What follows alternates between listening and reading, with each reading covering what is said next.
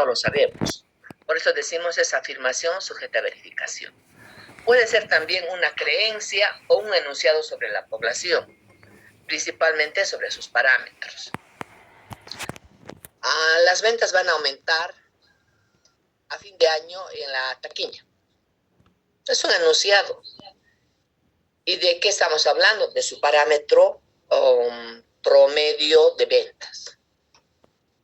Y estos parámetros pueden ser la media, la diferencia de medias, la varianza, la proporción, la diferencia de proporciones. Que son exactamente los mismos parámetros que hemos visto para estimaciones. Ahora, si queremos contrastar una hipótesis, debemos establecerla antes del análisis. La creencia que tenemos puede ser o no verdadera, eso ya hemos dicho, ¿no es cierto? Yo puedo afirmar que el porcentaje de aprobados será del 40%. De ahí a que sea cierto, no lo sé. Estamos afirmando y tenemos que verificarla mediante un procedimiento. Y ustedes saben que todo procedimiento tiene pasos consecutivos. A ver, aquí hay una persona que dice, creo que la edad promedio en la universidad es de 17 años. Pero son tantos, ¿no ve? Entonces tenemos que sacar una muestra y en base a esa muestra podemos decir, ¿será así o no será así? Y resulta que en la muestra la edad promedio había sido de 20 años. Podemos llegar a la conclusión de que no había sido de 17 años, había sido de 20. Pero ya hemos visto nosotros en estimaciones que toda medida de tendencia central tiene que ir acompañada de su medida de dispersión. Y además tenemos que ver la confianza con la que queremos nosotros determinar algo. Entonces aquí podemos decir, existe una gran diferencia, rechazo a la hipótesis nula. Y no es tan así en la realidad. Como les digo, tendríamos que ver la confianza y la dispersión que va a existir en relación a la media, en este caso. Si decimos que es un procedimiento para que a partir de la muestra y mediante la teoría de la probabilidad, tendríamos que determinar si la hipótesis es una afirmación razonable y no debe rechazarse. O bien si es una afirmación irrazonable y debe rechazarse. Hipótesis solamente es afirmación, nada más. Afirmación que puede ser cierta o no puede ser cierta, nada más. ¿Y cuál es la base para formular las hipótesis? Podría ser la experiencia, ¿no es cierto? Nosotros podemos decir, entra, qué sé yo, 5 bolsas de yeso, perdón, para construir una pared mediante la experiencia. Entonces, sí, si va a entrar 10 bolsas de yeso, ya no, pues, algo está pasando con el yeso. Y aquí estamos hablando de la experiencia. Otra forma puede ser la observación. No necesitamos nosotros experimentar que vamos a utilizar 5 bolsas de yeso para hacer una pared. Podemos ver también. Otra forma puede ser la experimentación. Es decir, hacer una vez. Aquí es la experiencia. ¿Cuántas veces se ha hecho? Después de la experimentación hacemos una sola vez. Y puede ser también por intuición. Por intuición, ¿qué va a ocurrir con el censo? Todo lo que se hable sobre el censo en este momento son hipótesis. ¿Qué creen ustedes que va a ocurrir con el censo, con las mesas de técnicas que se están reuniendo en este momento? La intuición, ¿qué les dice?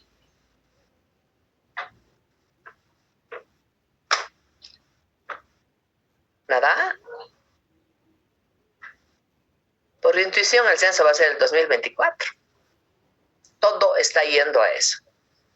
Pero veremos, ¿no es cierto?, si esta hipótesis se va a cumplir o no. Hay una hipótesis que dice que el censo va a ser el 2023. Hay otra hipótesis que dice que el censo va a ser el 2024.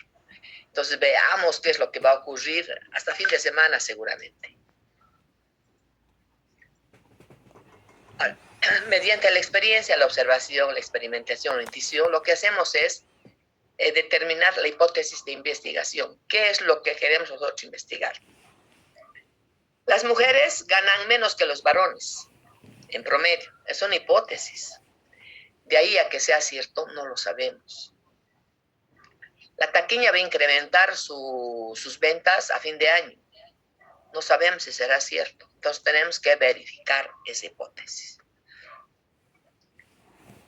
Y de esa hipótesis de investigación van a salir lo que se denomina las hipótesis estadísticas. Y estas hipótesis estadísticas son de dos tipos, luego vamos a ver. Como hemos dicho que es un procedimiento, entonces tenemos que tener pasos para verificar una hipótesis.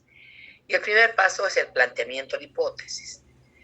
Vamos a poner aquí simplemente en esta parte los pasos y luego vamos a explicar paso por paso. El segundo paso sería la selección del nivel de significación. Tercer paso, la descripción de la población que interesa y planteamiento de supuestos necesarios. El cuarto paso, selección del estadístico pertinente. El quinto paso, especificación del estadístico de prueba y consideración de su distribución. El sexto paso, especificación de las zonas de rechazo y no rechazo. El séptimo paso, recolección de datos y cálculo de estadísticos necesarios. El octavo paso, la decisión estadística. Y el noveno paso, las conclusiones.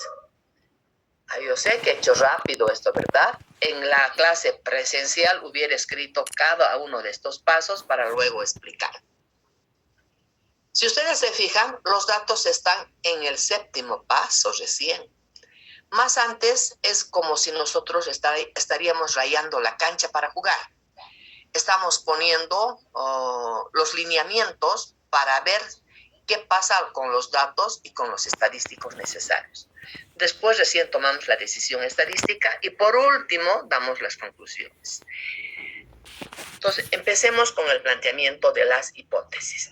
Ahora, todos estos pasos no es necesario seguir cuando uno ya conoce de pruebas de hipótesis, pero al inicio es mejor hacer paso por paso, porque a veces uno se olvida un paso y cuando llega la decisión estadística, ¿y ahora qué hago? ¿Con qué comparo? No tiene. En cambio, si van a seguir todos estos pasos, la decisión estadística va a ser automática y por supuesto las conclusiones también. Básicamente existen dos tipos de hipótesis. La hipótesis nula o de no diferencia y la hipótesis alternativa, que es todo lo contrario a la nula.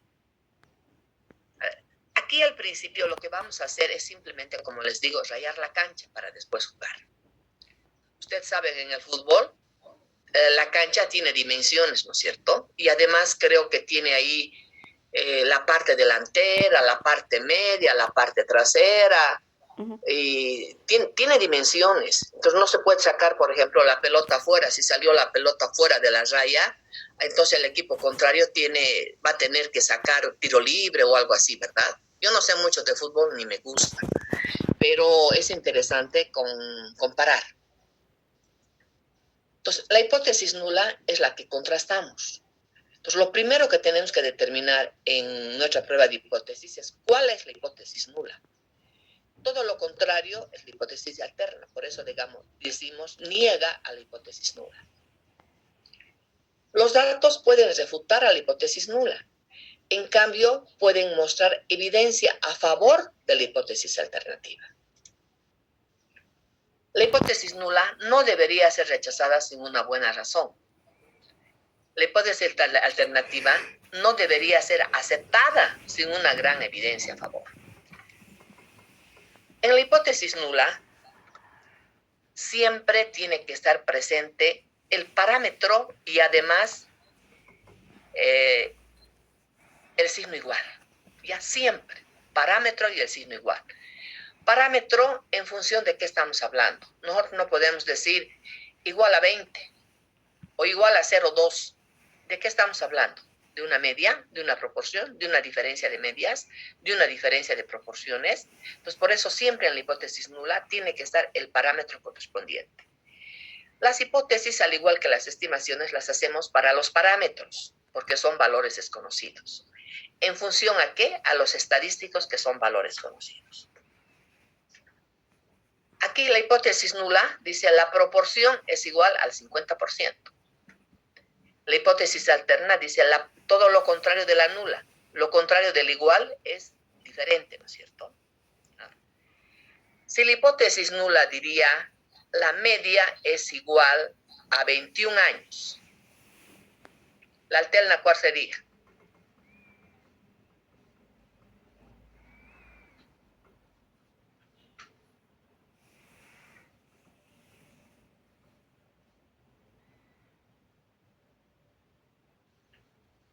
Erlinda, ¿cuál sería la alterna? La media es igual a 21 años. La alterna. No, es 21 años. Es 50, Lisa.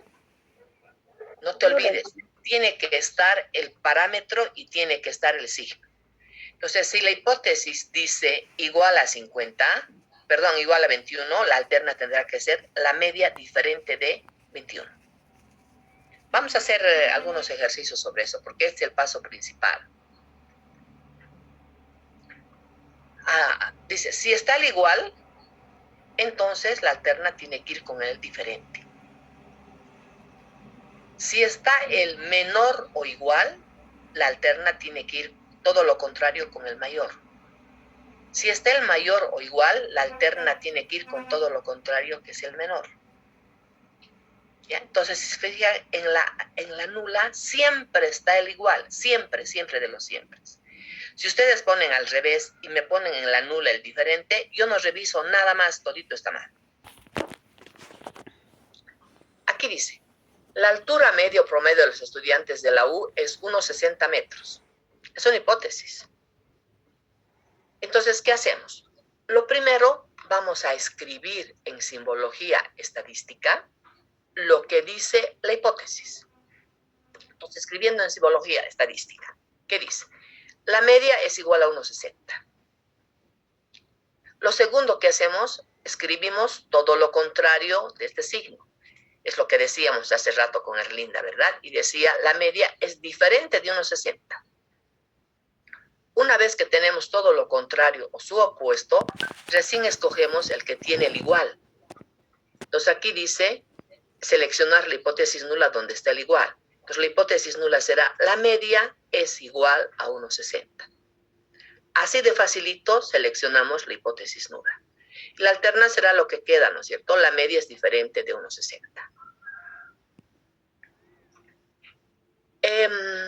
Este ejemplo es parecido.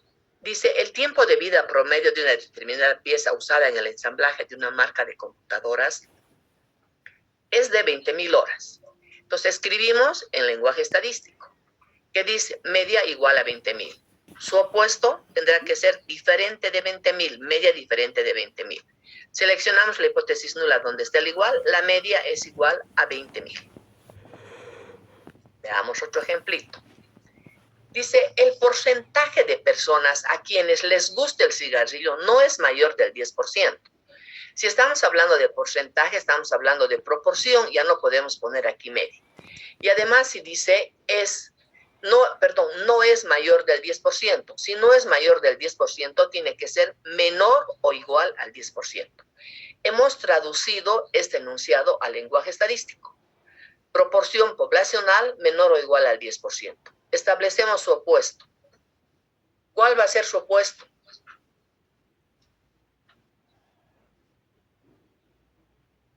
Mayor. Perfecto, mayor. Entonces aquí la proporción mayor al 10%. Seleccionamos la hipótesis nula, donde está el igual. Entonces la nula será menor o igual al 10%. Ese es el paso principal. Entonces, si ustedes saben esto, el resto ya es pan comido. El segundo paso, decíamos, selección del nivel de significación. Con nosotros podemos rechazar la hipótesis nula y podemos no rechazar la hipótesis nula. La hipótesis nula o las hipótesis jamás las vamos a aceptar. ¿Ya? Para aceptarlas tendríamos que estar seguros con el 100% de que es así. Y si tomamos muestras, no podemos estar seguros con el 100%. Por eso, simplemente en la decisión estadística, rechazamos la hipótesis nula o no rechazamos la hipótesis nula. Y la certeza de la hipótesis nula es que esta puede ser verdadera o puede ser falsa. Si nosotros rechazamos la hipótesis nula siendo esta verdadera, estamos cometiendo un error llamado error tipo 1. Si rechazamos la hipótesis nula siendo esta falsa, la decisión es correcta. Si no rechazamos la hipótesis nula siendo esta verdadera, la decisión también es correcta. Es decir, si aceptamos la hipótesis nula, así entre comillas, siendo verdadera, estamos obrando correctamente.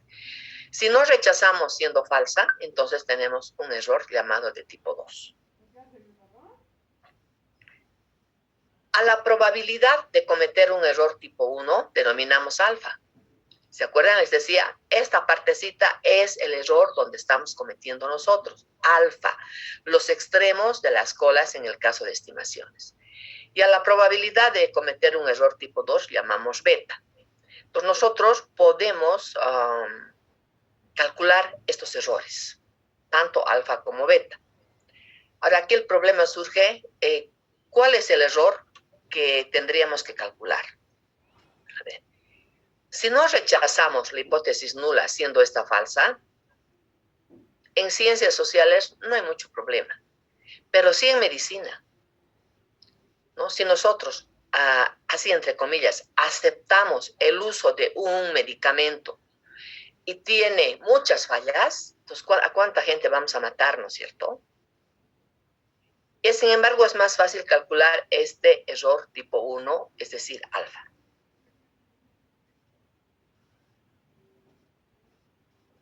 ¿Esto para qué nos va a servir? Para determinar la región crítica y el nivel de significación. Aquí, por ejemplo, dice alfa 5%. Entonces aquí tendríamos que poner, si la media es 40, si dice es 40, estamos hablando de 2 colas, ¿no es cierto? Porque no nos interesan ni los valores chiquitos ni los valores grandes.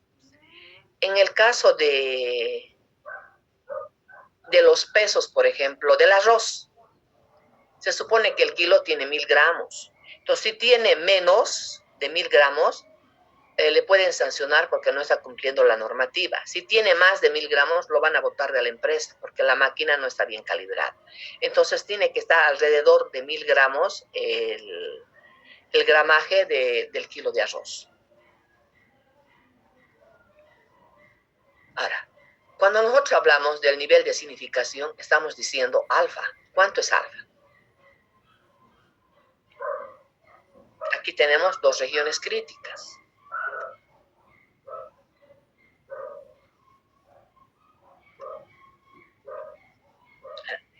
Este nivel de significación tiene que ser conocido antes de realizar el experimento. Nosotros no podemos decir después del experimento, con el 5%, con el 10%. Los valores más conocidos son el 1%, el 5% o el 10%.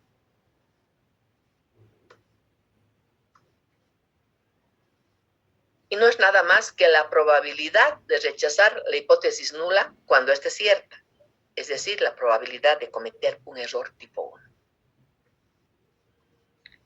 ¿Qué riesgos pueden existir al tomar decisiones? Por ejemplo, se juzga a un individuo por la presunta comisión de un delito. En Bolivia no es así, ¿no es cierto? No hay presunta comisión de un delito. Si no eres del partido gobernante, directamente eres culpable. Pero la justicia en otros países no es así. La persona no comete ningún error hasta que se pruebe lo contrario. Es inocente, dicen, hasta que se pruebe lo contrario. En Bolivia no. Entonces tenemos una hipótesis nula. La hipótesis nula podría ser es inocente. Tendría que ser, ¿no es cierto? Ahora, los datos pueden refutarla. Es la que se acepta si las pruebas no indican lo contrario. Y rechazarla por error tiene graves consecuencias.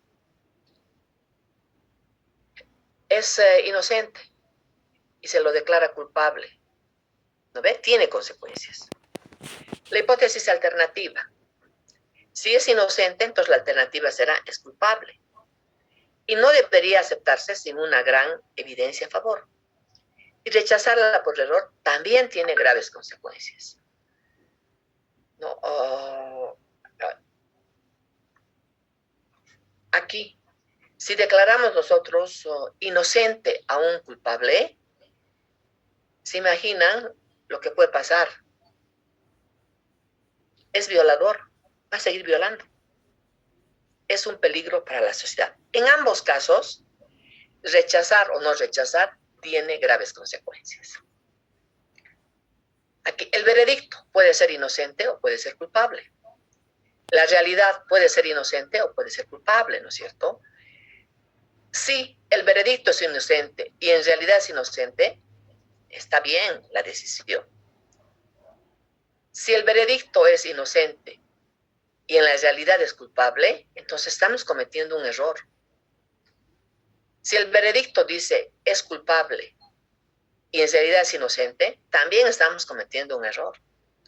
Si el veredicto dice es culpable y en realidad es culpable, la decisión es correcta.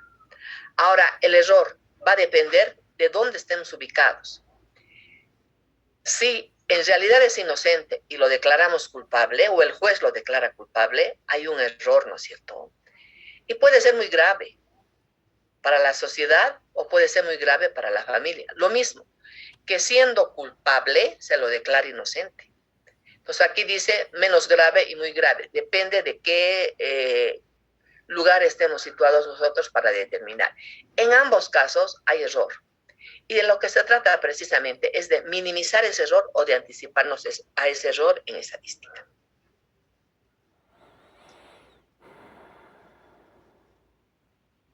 Aquí hay otro ejemplo. Dice, se cree que un nuevo tratamiento ofrece buenos resultados. Entonces, la hipótesis nula, el nuevo tratamiento no tiene efecto. Y la hipótesis alterna, el nuevo tratamiento es útil.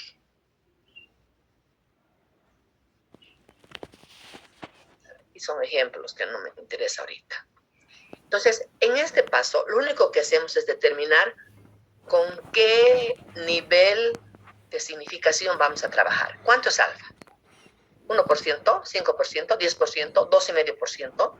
Ustedes lo determinan antes de tomar los datos. ¿Se fijan? Aquí no hay datos todavía. El tercer paso, descripción de la población que interesa y planteamiento de supuestos necesarios. Si las hipótesis las hacemos porque no conocemos la población a profundidad, pero sí podemos determinar si tenemos el tamaño de la población, ¿no es cierto? Entonces aquí estamos adelantando si vamos a utilizar el factor de corrección para poblaciones finitas o no. Tenemos que saber también si conocemos cómo se distribuye la población, ¿se distribuye en forma normal o no se distribuye en forma normal? Entonces, aquí prácticamente está todo el marco teórico de lo que se pueda conocer. Por eso dice aquí, hay que ver las características de la población muestrada. Tamaño de población, distribución de la población, aleatoriedad de la muestra, básicamente. Todo lo que se pueda conocer de la población. Aquí nosotros podríamos decir, por ejemplo, si tenemos 2 muestras, podemos decir, no conocemos la varianza poblacional, pero suponemos que esas varianzas son iguales. Entonces, al decir eso, automáticamente ya tenemos que pensar que tenemos que utilizar la varianza combinada. El cuarto paso, selección del estadístico pertinente. Esta selección del estadístico pertinente está en relación al parámetro de las hipótesis. ¿Se acuerdan aquí que les he dicho, es su hijito? Si el parámetro dice media, el estadístico pertinente tendrá que ser la media muestral. Si el parámetro dice proporción poblacional, el estadístico pertinente será la proporción muestral. Si el parámetro dice diferencia de medias, entonces aquí tendremos que ver si son muestras independientes o si son muestras pareadas, ¿no es cierto? Si son independientes y dice μ1 menos μ2, entonces su estadístico será media de la muestra 1 menos la media de la muestra 2, básicamente. Entonces aquí escogemos nosotros cuál va a ser el estadístico. Si el parámetro es la media, nosotros no podemos sacar pues la proporción, no está en relación. Si el parámetro dice aquí la proporción, no nos va a servir sacar la media, ni siquiera vamos a poder sacar porque son variables cualitativas. Y ese es un error común que cometen los estudiantes. Tienen como parámetro la proporción y sacan la media. Sacan la media de sexo. ¿Cómo pueden sacar la media de sexo? No se puede. Solamente podemos sacar la proporción, ¿no es cierto? El 40% son mujeres, el 60% son varones. Pero no vamos a sacar, pues, la media del sexo. No es variable cuantitativa. El quinto paso, especificación del estadístico de prueba y consideración de su distribución. Está en base a los pasos anteriores. Y hasta aquí solamente hemos visto dos estadísticos de prueba, Z o T. Aquí en realidad ponemos la fórmula con la que vamos a trabajar y las fórmulas ya las hemos visto. No, aquí dice, por ejemplo, la muestra es grande. Por lo tanto, utilizamos Z. ¿Cómo? ¿Cómo se distribuye? Media muestral menos la media poblacional sobre el error típico de la media muestral. Y T. ¿Cómo se distribuye T? Media muestral menos media poblacional sobre la desviación estándar de la muestra sobre raíz cuadrada del tamaño de la muestra. En este caso podríamos ver también si tenemos tamaño de población, ¿no es cierto? Para tomar en cuenta el factor de corrección de poblaciones finitas. Cuando tenemos muestras pequeñas, en realidad no interesa mucho el tamaño de población. No interesa mucho, pero si tenemos, mejor también utilizamos factor de corrección de poblaciones finitas.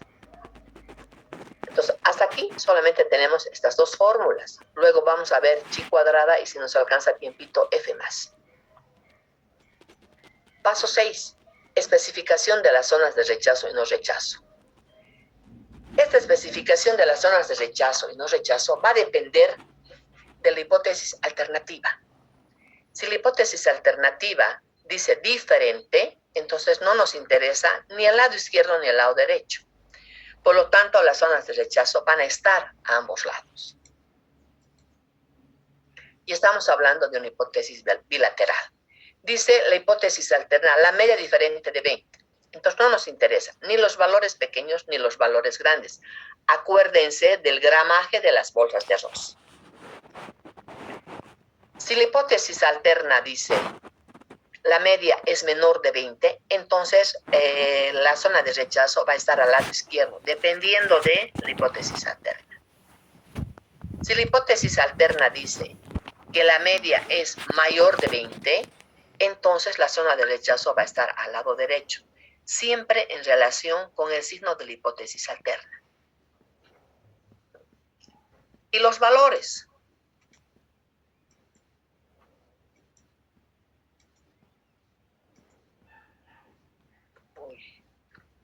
A ver, si alfa dice 0,05, buscando en las tablas, Z, para 0,05, ¿qué vamos a tener?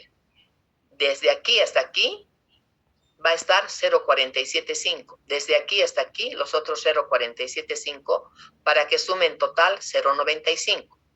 Porque 0,025 está al lado izquierdo y 0,025 al lado derecho. Entonces, buscando en nuestras tablas, Z es igual a 1,96. A ver, buscaremos. Por ahí está mal mi valor. Tablitas Z, por favor.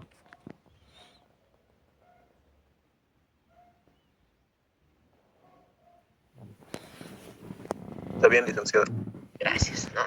Entonces, ya saben ustedes, a partir de más 1,96 o menos 1,96, todo lo que abajo, se rechaza la hipótesis nula. Por eso decimos zonas de rechazo y no rechazo. Si el valor de Z que vamos a calcular está entre menos 1,96 a 1,96, no se rechaza la hipótesis nula. Ahora, en el caso de la hipótesis unilateral, es una cola. Bilateral son dos colas, que es igualito que estimaciones. Las estimaciones en realidad son hipótesis bilaterales. En el caso de unilateral, entonces en esta partecita, si decimos alfa 0,05, entonces aquí ya no va a ser 1,96, sino aquí va a estar 0,05, por lo tanto aquí va a estar 0,45, para que sumados los dos dé 0,50. Si es 0,45, ¿cuánto es Z?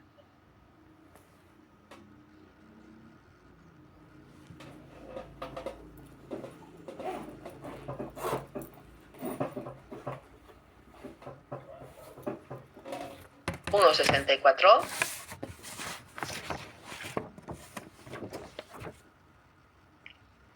A ver, yo he dicho 1,64, ¿no es cierto? Y si estamos al lado izquierdo, ya me estuve olvidando del menos. No se olviden que aquí al centro está el 0. Y todo lo que está por la izquierda es negativo. Lo que está por la derecha del 0 es positivo. Entonces, buscando en la tabla 0,45, porque aquí adentro esto es 0,45, entonces en la tabla había sido 1,645. Como estamos al lado izquierdo, menos 1,645. Entonces, para valores menores a menos 1,645, vamos a rechazar la hipótesis nula. Y si tenemos al otro lado, la media mayor a 20, con alfa 0,05. Ya sabemos que el valor es 1,645, pero positivo. Entonces decimos, para valores mayores a 1,645, vamos a rechazar la hipótesis nula. Paso 7. Recién en este paso, recolectamos los datos y calculamos los estadísticos necesarios. ¿Dónde nos hemos rayado que tenemos que calcular? En el paso 3, si no me equivoco. Entonces aquí calculamos el estadístico apropiado y el estadístico de prueba. El estadístico de prueba es básicamente eso. Y el estadístico apropiado, lo que hemos dicho, la fórmula. Y entonces aquí, calculando la fórmula, suponiendo que nos sale 1,72, utilizamos la fórmula. ¿Cuál fórmula? Aquí en el paso 5. Calculamos Z o calculamos D por ahora. Después vamos a añadir por lo menos chi cuadrado más. Ahorita vamos a hacer un ejercicio completito. Ahorita solamente estamos desarrollando los pasos. Tenemos que llegar a una Z calculada o a una T calculada. Paso 8, la decisión estadística. ¿Qué hacemos aquí?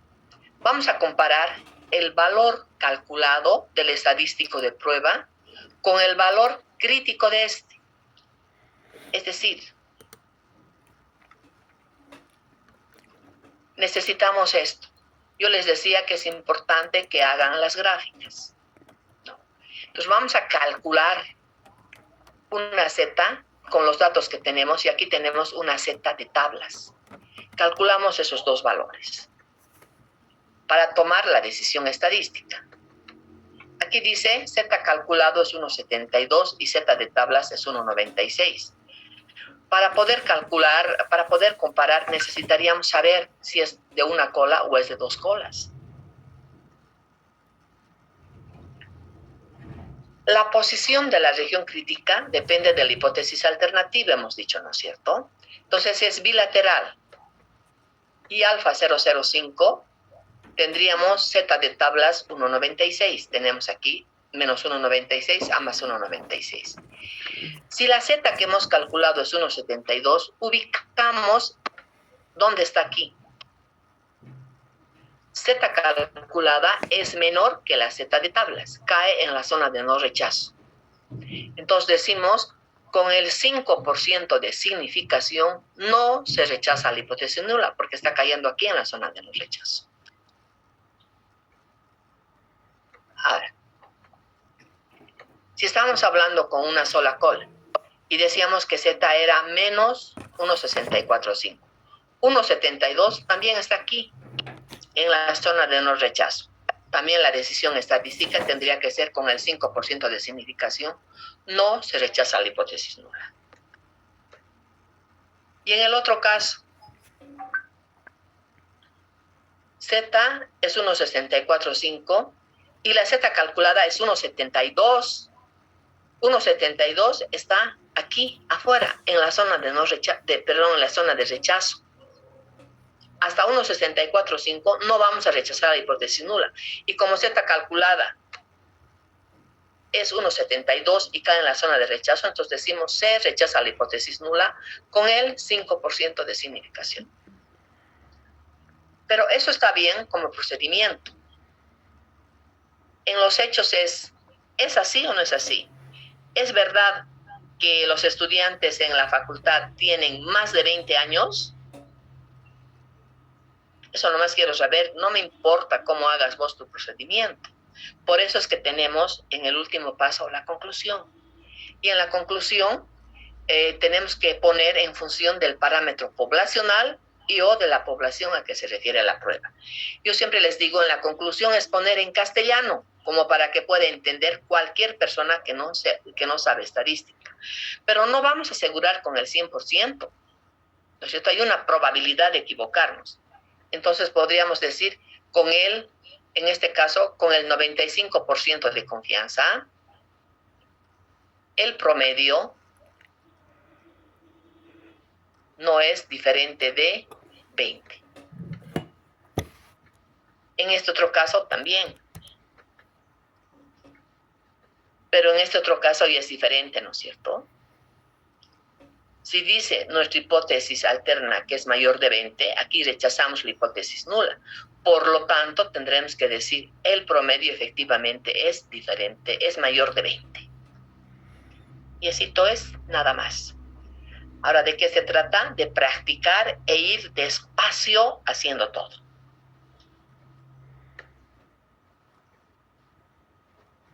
Y vamos a hacer un ejercicio casi completito. Este es el caso de una hipótesis sobre una media poblacional. ¿Se dan cuenta por qué les